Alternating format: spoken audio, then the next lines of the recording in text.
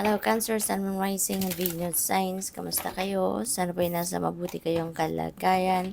Welcome back po sa Star Tarot. At kung bago kayo dito, welcome din po kayo. And please subscribe, like, share my videos, and leave me a comment po kung naka-resonate kayo. Thank you.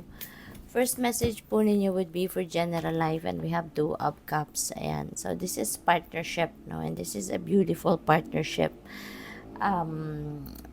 Pwedeng pwedeng partnership in love, no? Pwedeng merong bagong romantic connection dito between you and another person, kung lalo-lalo kung single pa kayo, or pwede rin naman na bagong friendship, no, ang mabubuo rito for some of you. So, kung ano man, no, kung ano man ang klaseng partnership ito, maganda rito kasi you will be developing a symbiotic relationship with this person, no? Kaya magiging maganda, maayos yung samahan, magiging alam mo yun, magbibigayan, yung ganon, at maganda, no? It's going to be a harmonious relationship between you and another person. So, tignan natin kung ano pa ang mensahe para sa'yo for money, career, finances. We have 7 of Swords. No?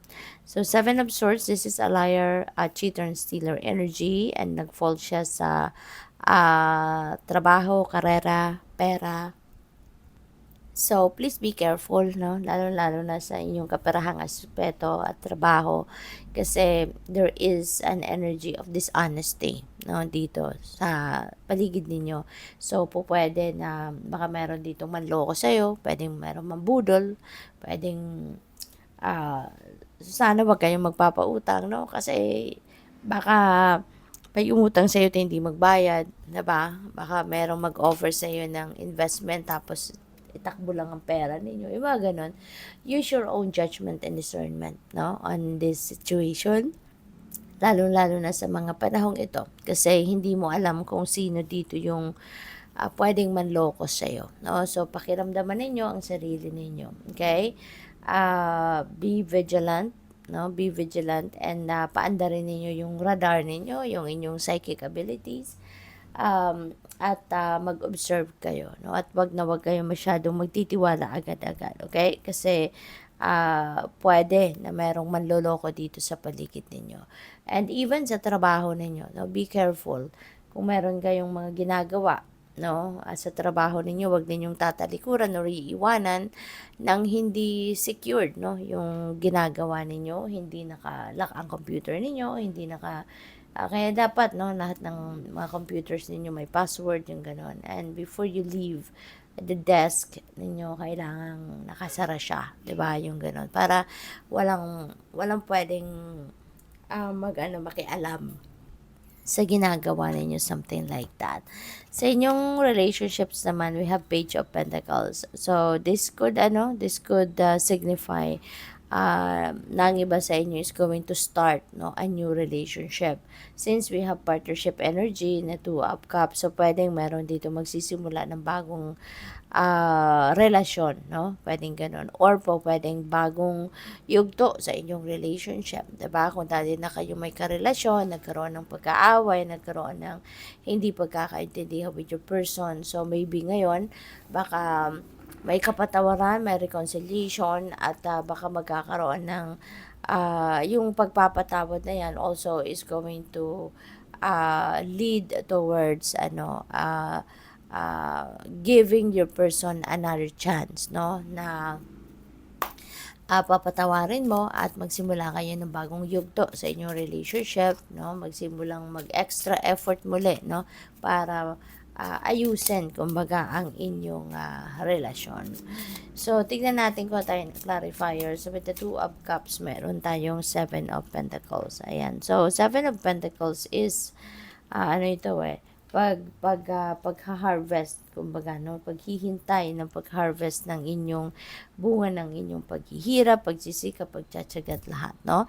So, siguro, no, since meron tayong 2 of Cups na kinaklarify niya, pupuwede ng iba talaga sa inyo nagtiyaga, naghirap 'no, para dito sa partnership na 'to. So, kung ano man ang effort na ginawa ninyo para makuha ninyo or mag-end up kayo in a relationship with this person, so it's going to pay off 'no. So, yung effort ninyo is going to manifest talaga na kung ano siguro yung ginawa ninyo rito para mapasagot ninyo yung tao or para magkaroon kayo ng magandang pakikipagkaibigan, pero magandang relasyon, no? It's going to, it's going to manifest, sa relationship ninyo na ito. So, makikita na yung pagod ninyo talaga na nagsikap kayo na ma-meet ninyo yung taong ito, gano'n, no? And it's going to happen. With the Seven of Swords, we have Emperor. Oh, I mean, no, hindi. King of Wands. Ayan. So, parang si Emperor din, isang leader. So, maybe you're going to be dealing with, your boss, probably. Baka meron ditong, baka magsusumbong kayo, no? Baka meron kayong isasangguni, i-complain na baka katrabaho ninyo. Magaling ganon, no? Sa inyong boss. So, po pwedeng ganon. Possible din na since si King of Wands is um, si King of Wands is a leadership energy. Pwede siyang boss, pwede siyang manager, pwede siyang supervisor, ganun.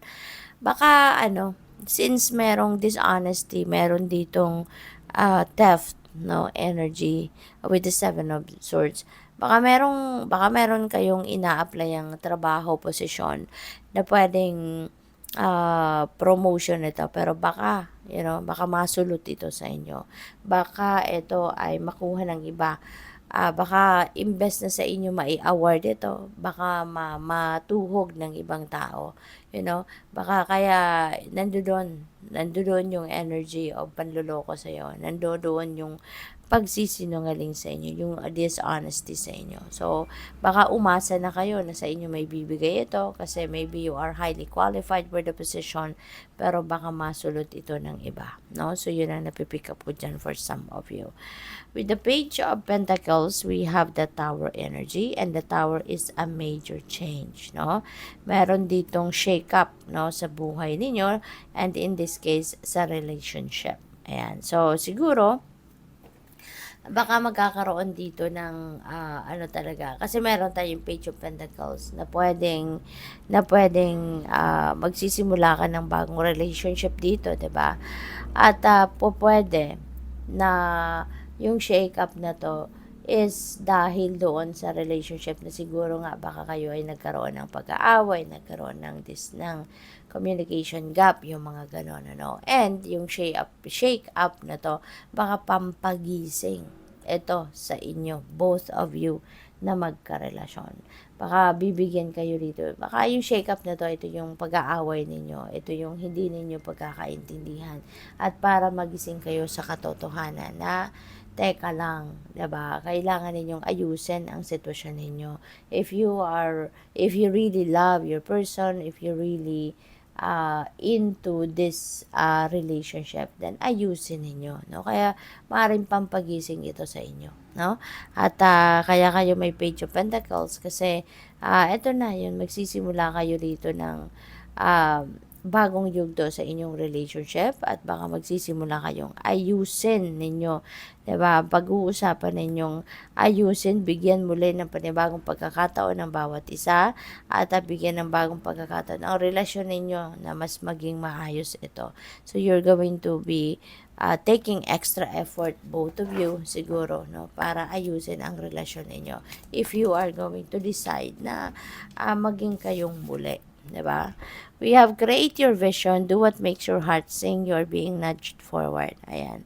Gawin mo kung ano yung makakapagpasaya sa'yo. Gawin mo kung ano sa tingin mo ang gusto mong gawin, na talagang yun ang passion mo, yun ang ini-enjoy mong gawin, yung ganon. So, kung ano yung bulong ng puso mo, yun ang sundin ninyo. Okay? Stand in your power, be passionate about your vision, bring about positive change, no? So, feeling ko yung positive change ito, lalo-lalo nakatabi niya yung sa relationship. So, pwedeng, because we have tower energy, so magkakaroon ng pagbabago rito sa inyong relationship. Kaya, yung pagbabagong ito would be a positive change, no? Na gagawin ninyo, pag-e-effortan ninyo na mag-partner. So, good luck. Thank you for watching. Love and light. Namaste.